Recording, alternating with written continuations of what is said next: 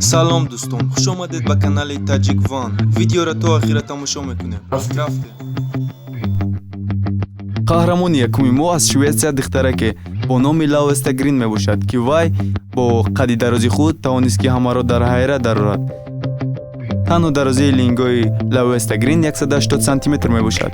یک بار ایستاده فکر کنید وقتی که یک مرد عادی در بری ویروس مثل چقدر خرد و مثل کودک میتواند. لاوستا گرین اول دوگانه‌های وی هر خیلی گپ‌ها میگفتند و شوخی پریکول‌ها میکردند که با وی تاثیر میکرد. بعد لاوستا گرین با ورزش مشغول شد و یکی از مشهورترین مدل‌های حسابیده میشد. لاوستا گرین لینک‌های در روزش سبب شدند که خیلی پاپولار نشود و در اینستاگرام 150,000 پادپیسچیک دارد و حاضر فخر میکند.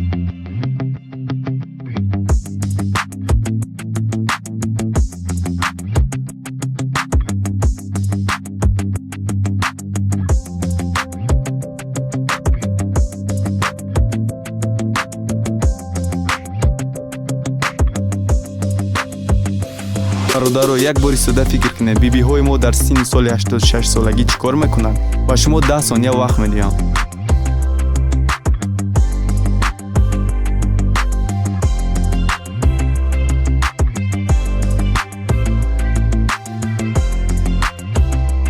اوه بعضیاتون راست و بعضیاتون خطا کردید. بیبی های ما در 86 سالگی اگر که باشند آنها با هرچی بافتن و دوختن و سریال ترکی مشغولند. اما دنیس نه. دنیس یکی از زنهای امریکایی می باشد که در 56 سالگیش باری اول با پاراشوت پرواز میکند و باز هم دوام میدهد. دنیس میگوید که هنگامی که من با جوانان با پاراشوت پرواز میکنم خود را جوان حس میکنم و میگوید که من زندگیم را خیلی مشکل گذراندم و پسری را تنها با وی رسانده کلان کردم. دوستان یگان باشته که پوچه های اختان 90 گرادس به قفا تاب دین.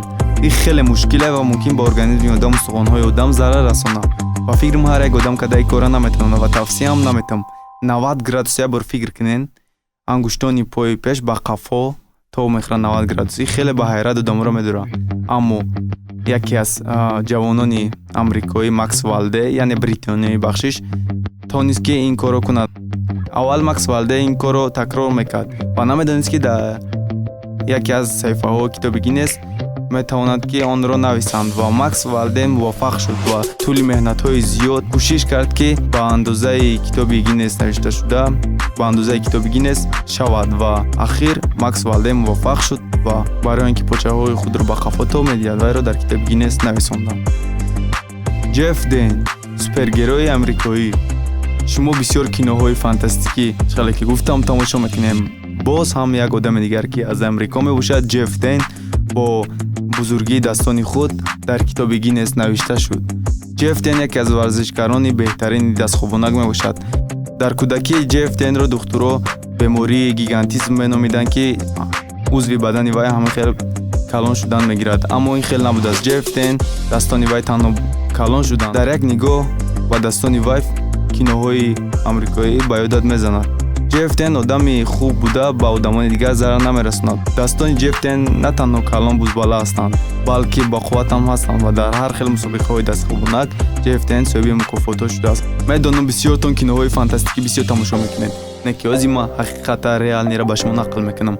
آدم پیدا شد که آدم توکیو را میگویند و در رکورد گینس را نویساندند. چخیلی که شما ویدیو را تماشا داریم برادر. این آدم تو که با خودش میگذرانه و با دیگه جا میگذرانه اما در خودش ضرر نمیکنه. بسیار طبیبا بدن این آدم را ایزوچت کردن گفتند دیدن و یگان زلر یگان خیل ارگانیسم همین آدم دیدگی نیست. این میتونه که تو که بقپا و دستش لامپچکا را گیریم کنه و میتونه که اسپیرالی که گرم شود با در دستانش گرفته با واسطه اسپیرال هر خیلی خوراکو پزد. شما یک بار فکر کنید این خیلی آدم وجود دارد. من هم از اول باور نمیکردم ولی این ویدیو رو دیدم حیران شدم. برادر در این ویدیو ما گپم ندارم برای که گردن یه آدم دیدم. من نمیدونم که چی بگم. این ویدیو حقیقته یا که نه. خودتون در کامنتاری فکراتون رو بنویسین. انتونی دام خیلی حادثه رخ میده که با می درد گرفتار میشه و گردن یای با 1 متر زیادتر دراز میشه. یک بار فکر کنین گردن 1 متر رنگی ژیراف دراز باشه. برادر انتونی چند بار با دکترها مراجعت میکنه اما دوای درد ایره یافته نمیتونن. من نمیدونم برادر راستی همین ویدیو چی خیلی شده کم خیلی شده و انتونی با مشکلی دچار شده و زندگی دل شکسته و طبیب گفتن که آیسته آیسته ممکن در این دردی وای دوای یابد. رحمت برادرو که ویدیو رو تو آخر تماشا کردید. اگر هم خیلی ویدیو به شما معقول باشه در کامنتاری بنویسید. اگر معقول نباشه دیسلایک مونه و ما کوشش میکنیم که خیلی ویدیو تستر و بسیار شود. در پناه خدا.